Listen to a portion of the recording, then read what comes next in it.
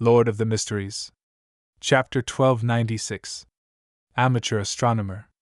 Eric had become a captain of a Red Gloves team during the later stages of the war, as well as advancing to Sequence 5 Spirit Warlock. He had witnessed the deaths of the ex-captain and ex-ex-captain. He knew that a higher sequence wasn't a guarantee that he would be safer. Care and caution was what mattered.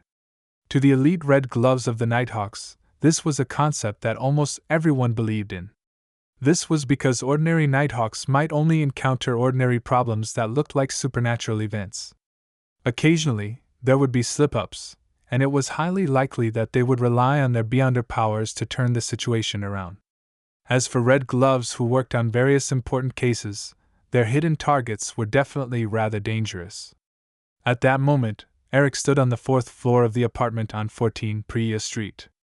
Facing the tightly shut dark brown wooden door, he surveyed the area and said, "2 Nighthawks have already gone missing here. We must not be careless." Initially, several residents of this apartment block reported it to the police. They claimed that Unit 403 had a stench, and the tenants of Unit 303 often heard heavy footsteps from above. The policeman in charge of the area took 2 days before coming to investigate. However, they didn't walk out of Unit 403. After the police confirmed this, they immediately transferred the case to the Church of Evernight. However, the 2 Nighthawks who came to deal with it also disappeared. The door to Unit 403 remained tightly shut. Due to this premise, the Church of Evernight's Archbishop of the Mid-Seashire Diocese entrusted the matter to Eric's team and allowed them to apply for a Grade 1 sealed artifact as support. "Yes, Captain." The members of the Red Gloves team either nodded or spoke in response. Eric didn't say anything else as he stood in front of the dark brown door of Unit 403, which remained tightly shut. He raised his red-gloved left hand and knocked on one of his teeth. A blurry figure suddenly appeared in front of him. As though it had no substance to it, it passed through the gap in the door and entered Unit 403. Eric's expression was unusually focused, as if he was observing the situation in the room through that blurry figure. It was a natural spirit that he controlled. It wasn't especially powerful, but it had special abilities. It usually lived on his left front tooth. Under the current situation, Eric believed that they shouldn't barge in directly. It was best to do reconnaissance first. Even if his team had a good mix of powers and a powerful sealed artifact to help them, they had to be cautious. If he could figure out the situation inside and prepare for it in a targeted fashion, he believed that things would be much easier. Right at this moment, tiny blood vessels protruded in Eric's eyes, and some of them even exploded. When his vision turned bright red, Eric heard a heavy creak. The dark brown door suddenly opened. There were a total of 6 figures in the room. 3 police officers wore black and white uniforms. They were sitting on high-backed chairs, high stools, and the sofa. 2 of them were wearing half-top hats, black trench coats, of which one was standing by the door, and the other was standing behind the Oreo window. His face was pressed to the surface of the glass as if he was watching the streets downstairs. There was also a figure sitting on a high stool at the edge of the balcony. In front of him was an exquisite astronomical telescope. The skin of the 6 figures began to swell, as though they had been injected with gas. Some parts of the body had even cracked and were highly decomposed, but they still hadn't dried up. They exuded a bluish-black glisten as light yellow liquid with hints of black flowed out.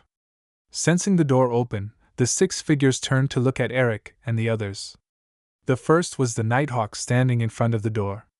The last was the man wearing a cotton shirt behind the astronomical telescope. He had one of his eyeballs, its blacks and whites separated clearly, glued to the telescope's lens, allowing him to only use his remaining black, empty socket to skin the Red Gloves team outside. A faint stench drilled into the noses of Eric and the others as an indescribable coldness filled the surroundings. Eric instinctively raised his hand to hit his teeth, releasing more spirits. Then, he used his nightmare Beyonder powers to forcefully drag all his targets into a dream. However, no matter how he tapped his teeth, he didn't release his soul. His spirit warlock Beyonder powers seemed to have vanished instantly. At the same time, a nightmare in the Red Gloves team also discovered in surprise that he was unable to pull someone into a dream. At that moment, apart from the enhancement in their physique brought by the potion, their beyonder powers mysteriously vanished. "Leave this place!" Eric ordered without hesitation. He had never encountered such a strange situation before. All he could do was get the team to retreat first before choosing a sealed artifact to handle the situation in a targeted manner. However, he and his team members didn't move despite his orders. It was as though their bodies were no longer taking orders. Eric instinctively lowered his head and looked at his lower body. His legs were swollen and his pants were torn. In addition, he could clearly feel that his skin was decaying, rotting, and running with pus. He and his Red Gloves team had yet to truly come into contact with their target, but they had fallen into a nightmare of watching themselves die, swell, and rot bit by bit with no way to escape. Right at this moment, Eric's bloodshot eyes reflected a normal palm. He held the handle and gently pulled it. Thud! The dark brown door of Unit 403 closed once again, separating Eric and his Red Gloves team from the creatures in the room. They instantly regained control over their bodies. However, their legs seemed to have suffered significant injuries. It was a little difficult to move them, be it raising their feet or bending their knees. Eric didn't bother checking on his injuries. He quickly cast his gaze on the palm that closed the door, and its owner. It was a young man wearing an ancient hat and a long black robe. His facial features were ordinary, making it impossible for one to have a deep impression of him. It was a face that one forgot in seconds. "I sincerely advise you to return now and leave the matter to the Archbishop or high-ranking deacons to handle. Of course, you have another choice. That is to ask me to grant a wish. I'm a wandering magician named Merlin Hermes. My specialty is granting the wishes of others." Klein spared no effort in enticing others to make a wish. When he saw the rotting face on the oriel window earlier, he suddenly had an ominous feeling, so he specially came over to confirm what had happened. Grant wishes. Eric recalled the education he had received during his training in the Holy Cathedral. A high-sequence beyonder might be in a state of being imprisoned or sealed. They will pretend to be mystical items that can grant wishes, and they will entice you into helping them escape. The corresponding examples include granting 3 wishes and wishing pools. Is this a high-sequence beyonder? But he doesn't look like he's imprisoned or sealed. Eric looked left and right and deliberated for a few seconds before probing. "If we don't ask you to grant us our wishes, will you not resolve the abnormality in the room?" As soon as he finished speaking, he saw the wandering magician who called himself Merlin Hermes fall deep in thought, looking a little troubled. A few seconds later, Klein raised his hand to stroke his tall top hat. He smiled and sighed. "Even if you don't make the wish, I will still attempt to resolve it. Do I need to read your honorific name or your true name to have my wish granted?" Eric asked after exchanging glances with his team members. Klein shook his head. "No, just tell me your wish. This wouldn't create a mysticism connection." Eric probed in a joking tone. "Then I wish the abnormalities in this room will be resolved and will no longer affect the surroundings." Klein curled his smile and gently clapped his hands. "Your wish will come true." Without waiting for Eric to respond, he smiled and said, "The abnormalities inside can suppress beyonder characteristics, causing the corresponding powers to be ineffective, but that isn't absolute. Typically in such cases, my suggestion is..." As he spoke, Klein reached out with his left hand and took out an eyeball-shaped glass ball. He then twisted the handle with his right hand, opening the door a little. Then, through a crack, he threw the glass ball into Unit 403. As the glass ball flew, it constantly absorbed the surrounding light and gave off a brilliant, pure, extreme sunlight that resembled a miniature sun. The next second, Klein closed the door with his right palm, lest Eric and company's eyes couldn't take it. My suggestion is to use a Grade 1 sealed artifact in the Sun domain to purify the entire area. While saying that, Klein recalled the mutated Sun's sacred emblem behind Tingen City's Chinese gate. Although it was only a Grade 3 sealed artifact, it could still deal with the rotting creatures inside given enough time.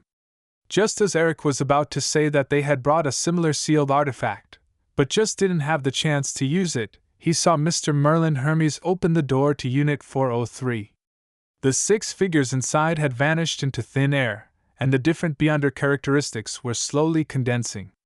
The originally cold and sinister stench had been completely melted by the warm feeling. "It's been resolved?" Eric asked after some hesitation. Klein shook his head with a smile.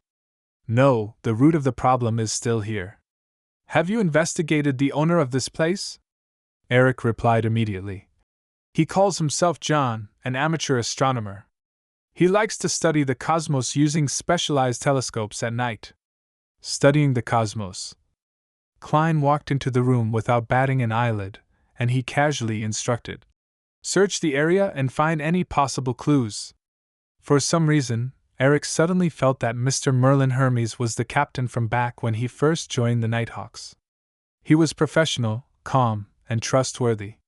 He nodded at his team members, signaling them to follow his instructions. As for him, he continued following Klein. It was both to provide him help, and also for necessary precautions. Klein ignored him as he swept his gaze and approached the exquisite astronomical telescope. Then, he bent down and drew his eyes towards the lens. This might be dangerous. Eric had planned to warn him, but he fell silent when he thought about how high the other party's level and status expressed. At that moment, through the telescope, Klein saw a resplendent, dreamlike dark night sky. Every star there was blinking slightly. Suddenly, his vision was occupied by a huge eye. The eye seemed to be directly attached to the lens on the other end of the telescope. It was grayish-white with a pale yellow iris. Veins swelled outwards and seeped out disgusting translucent pus,